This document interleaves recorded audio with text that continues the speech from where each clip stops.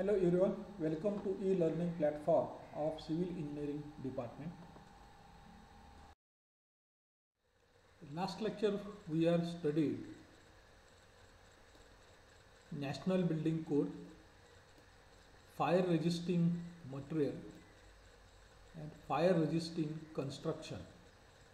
So today we are going to study fire safety inspection of existing building and provision for evacuation. Procedure for carrying out fire safety inspection of existing building. तर existing बिल्डिंगचं fire safety inspection कोणत्या पद्धतीने करतात ते आपण आज पाहणार. त्यामध्ये first point आहे building shall be plan design and constructed to ensure fire safety. तर बिल्डिंगचं प्लॅनिंग डिझाईन आणि कन्स्ट्रक्शन हे फायर सेफ्टीच्या दृष्टीनेच आपण केलं पाहिजे. This shall be done in accordance with fire protection national building code. तर फायर प्रोटेक्शनसाठी नॅशनल बिल्डिंग कोड आहे त्या रेफरन्स पकडून बिल्डिंगचं प्लॅनिंग डिझायनिंग केलं पाहिजे. नेक्स्ट पॉईंट आहे the chief fire officer or fire brigade authorities may insist on suitable provisions in the building for fire safety and firefighting from point of view the occupancy and the height of building. तर बिल्डिंगमध्ये कोण राहतात that is the occupancy and height, बिल्डिंगची काय height आहे हे point विचारात घेऊन फायर सेफ्टी ऑफिसर्स यांच्याकडून काही प्रोव्हिजन्स आपण करून घेतल्या पाहिजे. नेक्स्ट पॉइंट आहे the final testing and checking should be done at the site as per requirements of higher authorities. तर हायर अथॉरिटीजकडून फायनल टेस्टिंग आणि चेकिंग करून घेतलं पाहिजे तर बिल्डिंग ही फायर सेफ्टीच्या दृष्टीने योग्य आहे किंवा नाही. नेक्स्ट पॉइंट आहे arrange a visit of chief fire officer for local authority for the final testing and inspection so that the final NOC is obtained. तर चीफ ऑफिसर फायरचं चीफ ऑफिसर किंवा local अथॉरिटीची visit arrange करायची, त्यांच्याकडून final inspection testing करून NOC no objection certificate हे घेतलं पाहिजे. Then next point आहे provision of evacuation. तर प्रोव्हिजन ऑफ इव्हॅक्युएशन याचा अर्थ असा आहे बिल्डिंगमध्ये आग लागल्यानंतर बिल्डिंगमध्ये राहणारे लोक किंवा ऑफिस असेल तर ऑफिसमधील किंवा त्या बिल्डिंगमधील सर्व लोकांना सुखरूप बाहेर काढणं, बिल्डिंगच्या बाहेर काढलं जातं दॅट इज द इव्हॅक्युएशन. तर हे इव्हॅक्युएशन कशा प्रकारे केलं जातं त्याच्यामध्ये कोणत्या अडचणी येतात त्या येऊ नये त्याच्यासाठी आपण काय केलं पाहिजे that is the provision of evacuation. The fire escapes or external stairs. तर आग लागल्याच्या नंतर बाहेर जाण्यासाठी एक एक्सटर्नल स्टेअरकेस ठेवलेला असतो. आतमधला जो रोजच्या वापराचा स्टेअरकेस असतो तो सोडून फायर एस्केपसाठी वेगळा स्टेअरकेस हा प्रोव्हाइड केलेला असतो that is the fire escape किंवा एक्सटर्नल स्टेअर. तर ह्याच्यामध्ये काय प्रोव्हिजन पाहिजे. First all fire escape shall be directly connected to the ground. तर जे फायर एस्केप स्टेअरकेस आपण एक्स्ट्रा ठेवतो तो डायरेक्टली कुठं ग्राउंडला कनेक्ट व्हायला पाहिजे. नेक्स्ट पॉईंट आहे the entrance to the fire escape shall be separate and remote from internal staircase. जो इंटरनल स्टेअरकेस आहे त्याच्यापासून तुमचा हा फायर एस्केप स्टेअरकेस आहे हा सेपरेट पाहिजे आणि रिमोट पाहिजे. तिसरा पॉईंट आहे the route for fire escape shall be free from obstructions at all times except the doorway leading to the fire escape which shall have a required fire resistance. तर जो route आहे जो fire एस्केपसाठी स्टेअर्सकडे जाणारा जो route आहे तो पूर्ण free from obstruction, तिथं कोणतेही ऑब्स्ट्रक्शन असता कामा नये किंवा पॅसेजमध्ये काहीतरी मटेरियल ठेवलेलं आहे असं असता कामा नये. बरोबर. त्या स्टेअरकडे जाण्यासाठी जो रूट आहे तो पूर्ण फ्री पाहिजे.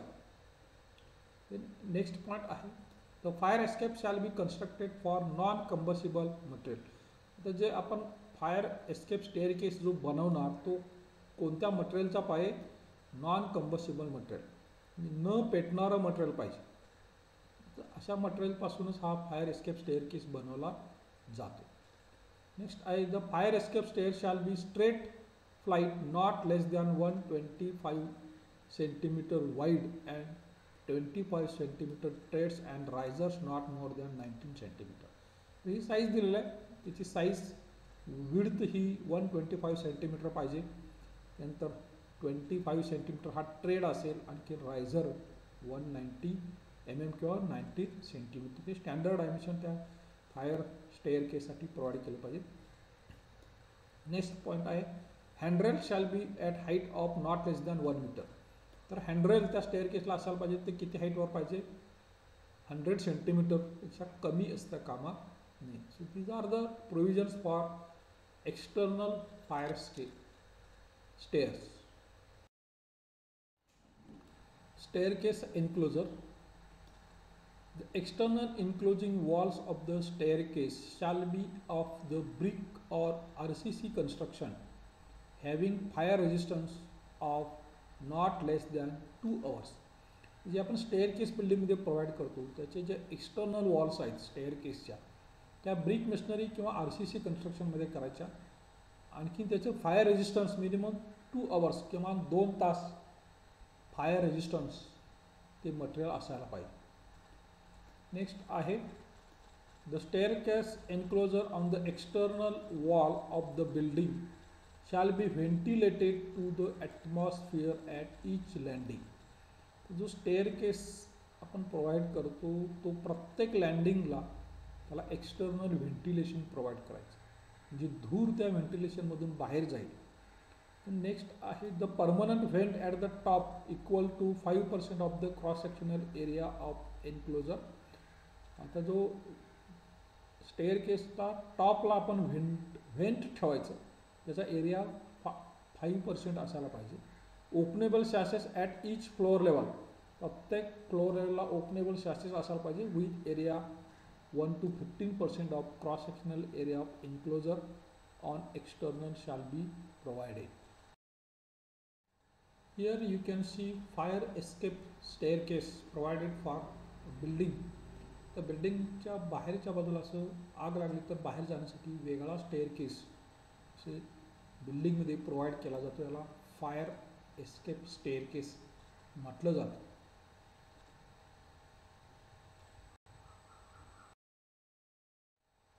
हे पण काही फायर एस्केप स्टेअरकेस आहेत.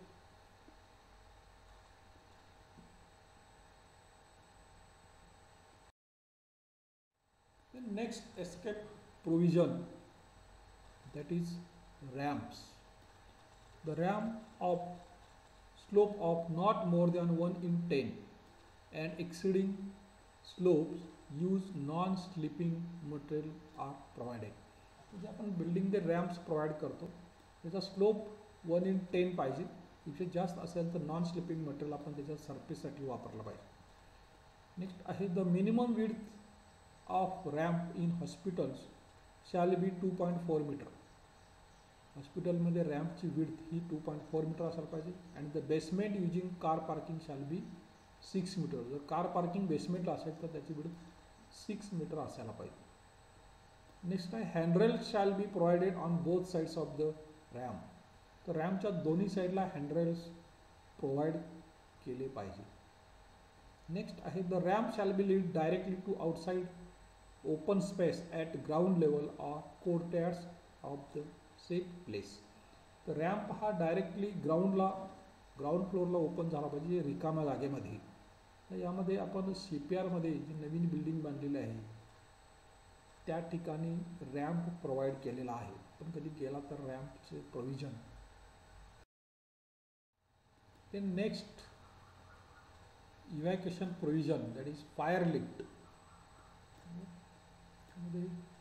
To enable fire service personnel to reach the upper floors with minimum delay, one or more of the lifts shall be so designed so as to available for the exclusive use of the firemen in emergency and be directly accessible to every dwelling floor space on each floor.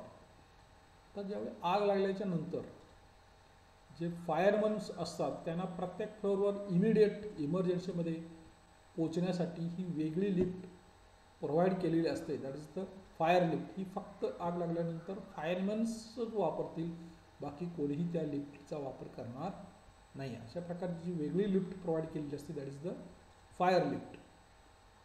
The lift shall have a floor area of not less than 1.4 square metre. It shall have loading capacity of not less than 545 kg with automatic closing doors. These are the specifications for fire lift. Next, electric supply shall be on separate services for electric supply means in a building.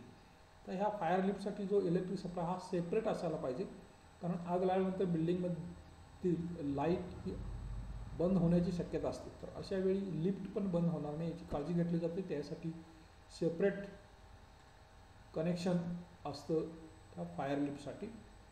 In case of failure of normal electric supply it shall have automatically switch over to the alternate supply. तर आग लागल्याच्या नंतर electric supply हा failure होतो, तर automatic याचा supply fire लिफ्टचा switch over व्हायला पाहिजे अल्टरनेटिव्ह सप्लाय बरोबर. The next आहे the word fire lift. The word fire lift shall be conspicuously displayed in fluorescent paint on lift landing doors at each floor level. ह्या fire लिफ्टच्या प्रत्येक landing डोअरवरती fire lift असं fluorescent पेंटमध्ये paint करणं गरजेचं आहे. The next is the speed of the fire lift shall be such that it can reach to the top floor from ground level within 1 minute. तर ह्या fire लिफ्टचं जे speed आहे ती ground फ्लोअरपासून top फ्लोअरपर्यंत किमान 1 मिनिटामध्ये ती पोचली पाहिजे, असं त्याचं स्पीड असलं पाहिजे. So this is provision of fire lift for fire evacuation. Here in this plan you can see separate provision of fire lift. Separate provision of fire lift अशा प्रकारे ठेवलेली असते आणि ही लिफ्टची सर्व प्रोव्हिजन ही त्या पद्धतीने केलेली असते. ही फायर फायटिंग लॉबी असेल, फायरमॅन आउटलेट्स, ही आउटलेट्स असतात, हा कॉमन दरवाजा डोर्स असेल, ती डायमेन्शन्स दिलेले आहेत. The next provision for evacuation, that is provision of helipads. Helipads provision करणं हे महत्त्वाचं. All high-rise buildings 50 meter and above shall have provision of helipad on terrace. ज्या बिल्डिंगची हाईट 50 मीटरपेक्षा जास्त असते त्यांच्या टेरेसवरती हेलिपॅडची प्रोव्हिजन केलेली असते. The same shall be approved by authority. आणि हे हेलिपॅड त्या अथॉरिटीकडून अप्रूव्ह करून घेतलं जातं. नेक्स्ट आहे staircase and corridor light. The staircase and corridor lighting shall be on separate circuit and shall be independently connected so that it could be operated by one switch installation on the ground floor, easily accessible to firefighting staff at any time. तर staircase किंवा कॉरिडॉरमध्ये जे light आहे ही light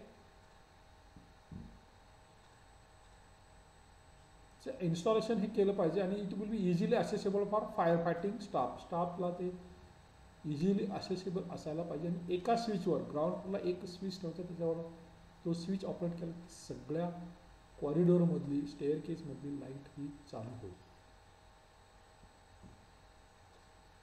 next आहे the staircase and corridor lighting shall also be connected to the alternate source of power supply. तर ह्या staircase आणि कॉरिडॉरमधली जो light आहे हा अल्टरनेट सप्लायशी कनेक्ट असायला पाहिजे. नेक्स्ट आहे emergency light shall be provided in the staircase and corridor. Staircase आणि कॉरिडॉरमध्ये इमर्जन्सी लाईट प्रोव्हाइड केली पाहिजे, कारण मॅक्झिमम ज्यावेळी आग लागते त्यावेळी बिल्डिंगमधील लाईट ही बंदच असते. तर त्या इमर्जन्सी केसमध्ये हा अल्टरनेट पॉवर सप्लाय आपण दिला पाहिजे. या ठिकाणी आपलं युनिट नंबर 3 पूर्ण झालेलं आहे. थँक्यू.